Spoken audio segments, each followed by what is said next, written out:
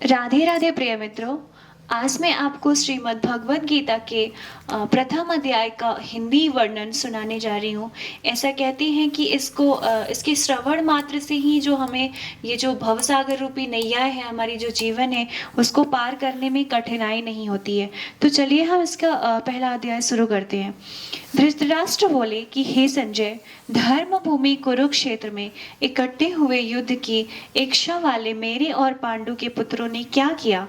इस पर संजय बोले कि उस समय राजा दुर्योधन ने व्यूह रचना युक्त पांडवों की सेना को देखकर और द्रोणाचार्य के पास जाकर यह वचन कहा, हे आचार्य, आपके बुद्धिमान शिष्य द्रुपद पुत्र धृष्टद्युम्न द्वारा व्यूहाकार खड़ी की हुई पांडु पुत्रों की इस बड़ी भारी सेना को देखिए।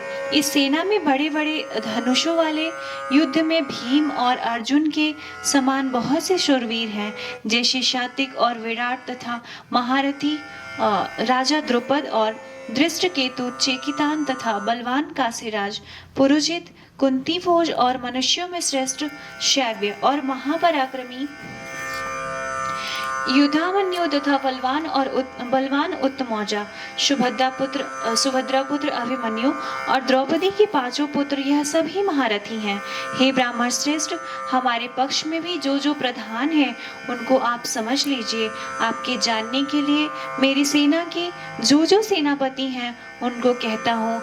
एक तो स्वयं आप और पितामह भीष्म तथा कर्ण और संग्राम विजयी कृपाचार्य तथा वैसे ही अश्वत्थामा, विकर्ण और सोमदत्त का पुत्र भूरिश्रवा तथा और भी बहुत से शूरवीर, अनेक प्रकार से अस्त्र शस्त्र से युक्त, मेरे लिए जीवन की आशा को त्यागने वाले, सबके सब युद्ध में चतुर है। भीष्म पितामह द्वारा रक्षित हमारी वह सेना सब प्रकार से अजेय है और भीम द्वारा रचित इन लोगों की यह सेना जीतने में सुगम है।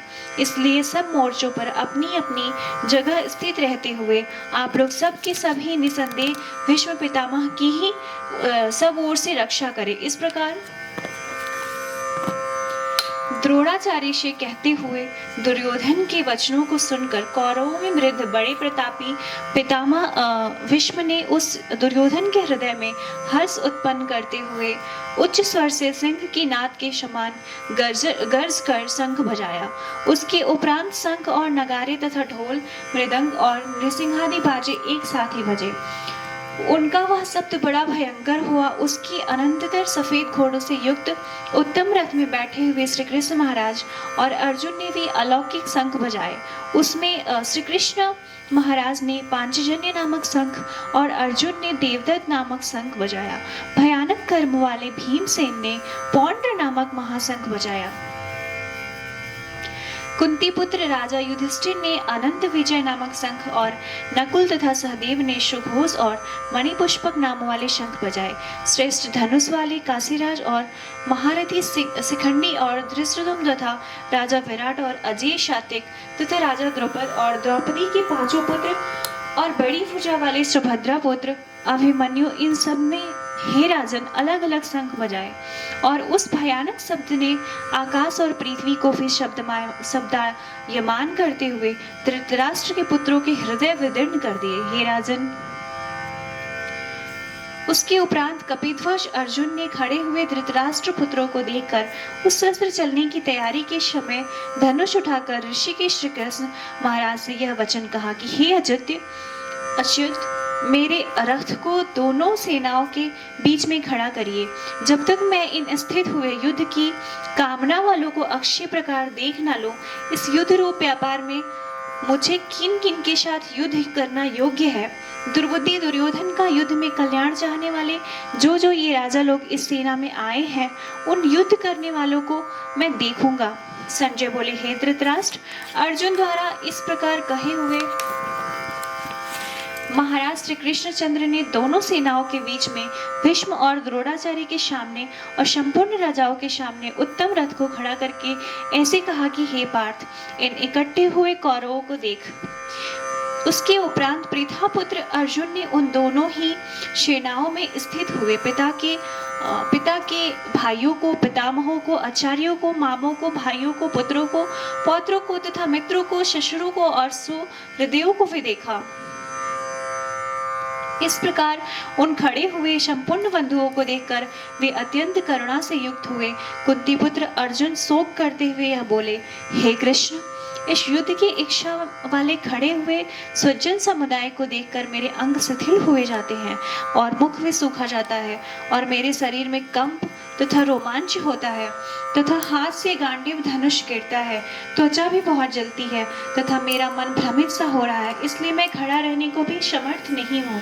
हे केशव, लक्षणों को भी विपरीत ही देखता हूँ तथा युद्ध में अपने कुल को मारकर कल्याण ही नहीं देखता।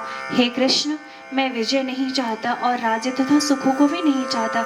हे गोविंद, हमें राज्य से क्या प्रयोजन है अथवा भोगों से और जीवन से भी क्या प्रयोजन है, क्योंकि हमें जिनके लिए राज्य और भोग और सुखाधिक इच्छित है वे ही यह सब धन और जीवन की आशाओं को त्याग कर युद्ध में खड़े हैं, जो कि गुरुजन, ताऊ, चाचे, लड़के और वैसे ही दादा, मामा, ससुर, पोते, शाले तथा और भी संबंधी लोग हैं। इसलिए हे मधुसूदन, मुझे मारने पर भी अथवा तीन लोग के राज्य के लिए भी मैं इस सब को मारना नहीं चाहता। फिर पृथ्वी के लिए तो क्या ही है। हे जनार्दन, धृतराष्ट्र के पुत्रों को मारकर भी हमें क्या प्रसन्नता होगी। इस आदताइयों को मारकर तो हमें पाप ही लगेगा। इससे हे माधव, अपने बांधो, धृतराष्ट्र के पुत्रों को मारने के लिए हम योग्य नहीं है, क्योंकि अपने कुटुंब को मारकर हम कैसे सुखी होंगे। यद्यपि लोभ से भ्रष्टचित हुए यह लोग कुल की नाशकृत दोष को और मित्रों के साथ विरोध करने में पाप को नहीं देखते हैं, परंतु हे जनार्दन,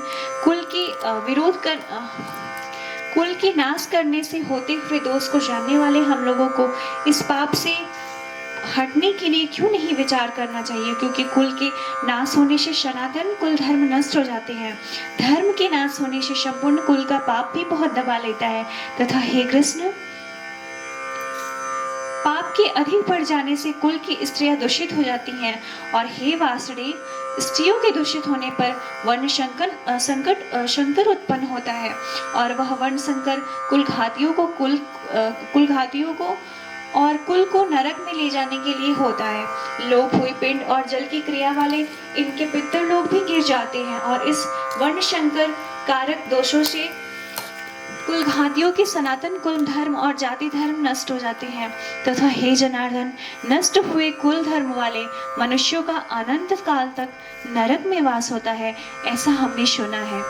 आहो, शोक है कि हम लोग बुद्धिमान होकर भी महान पाप करने को तैयार हुए हैं, जो राज्य और सुख के लोभ से अपने कुल को मारने के लिए उद्यत हुए हैं। यदि मुझ शस्त्र रहित न सामना करने वालों को शस्त्रधारी धृतराष्ट्र के पुत्र रण में मारे तो वह मारना भी मेरे लिए अति कल्याणकारक होगा। संजय बोले कि रणभूमि में शोक से उद्विग्न मन वाले अर्जुन इस प्रकार कहकर बाण सहित धनुष को त्याग कर रथ के पिछले भाग में बैठ गए।